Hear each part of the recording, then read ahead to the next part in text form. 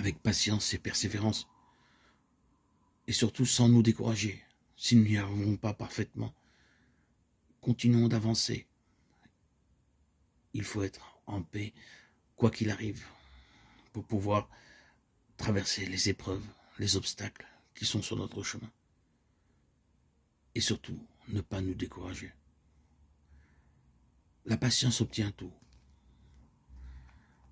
Si je ne suis pas capable de faire de grandes choses, je ne me décourage pas, mais j'en fais des petites. Parfois, faute d'être capable de grandes choses, d'actes héroïques, nous négligeons les petites qui sont à notre portée et qui pourtant sont tellement fécondes pour le progrès spirituel et sont source de tant de joie.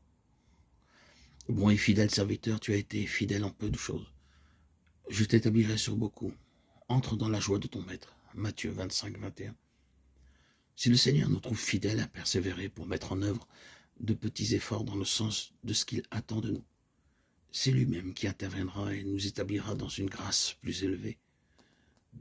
Si je ne suis pas encore capable de rester en paix face à des situations difficiles, eh bien, que je commence à m'efforcer de garder cette paix dans les situations plus faciles de tous les jours. Faire tranquillement et sans nervosité mes tâches quotidiennes, en m'attachant à faire bien chaque chose dans le moment présent, sans me préoccuper de la suivante. Parler paisiblement et avec douceur à mon entourage, éviter un empressement excessif, même dans mes gestes et ma manière de monter les escaliers. Les premières marches de l'escalier de la sainteté peuvent très bien être celles de mon appartement. L'âme se rééduque bien souvent par le corps.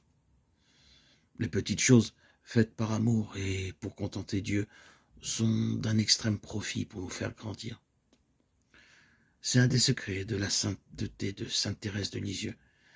Et si nous persévérons ainsi dans la prière et dans ces petits gestes de collaboration à la grâce, nous pourrons vivre la parole de saint Paul. N'ayez aucun souci, mais en tout, par la prière et la supplication, avec action de grâce, faites connaître à Dieu vos demandes. Et la paix de Dieu qui surpasse toute intelligence gardera vos cœurs et vos pensées en Christ Jésus. Philippiens 4, 6, 7. Et cette paix, nul ne pourra nous la ravir. L'expérience vous montrera que la paix, laquelle répandra en votre âme la charité, l'amour de Dieu et du prochain, est le chemin tout droit vers la vie éternelle. Ayez soin de ne jamais laisser votre cœur se troubler, s'attrister, s'émouvoir, ni se mêler de ce qui pourrait lui causer de l'inquiétude. Mais travaillez toujours à le maintenir tranquille. Car le Seigneur dit, bienheureux les pacifiques. Faites cela et le Seigneur édifiera en votre âme la cité de paix et il fera de vous la maison de délices. Ce qu'il veut de votre part, c'est seulement que toutes les fois que vous vous troublerez, vous repreniez votre calme, votre paix de vous-même en vos œuvres, vos pensées et vos mouvements, sans exception. De même qu'une ville ne se bâtit pas en un jour, ne pensez point parvenir en un jour à cette paix, à cet apaisement intérieur, car c'est là édifier une demeure pour Dieu et devenir, vous, son temple. Et c'est le Seigneur lui-même qui doit construire, sans quoi votre travail sera inexistant.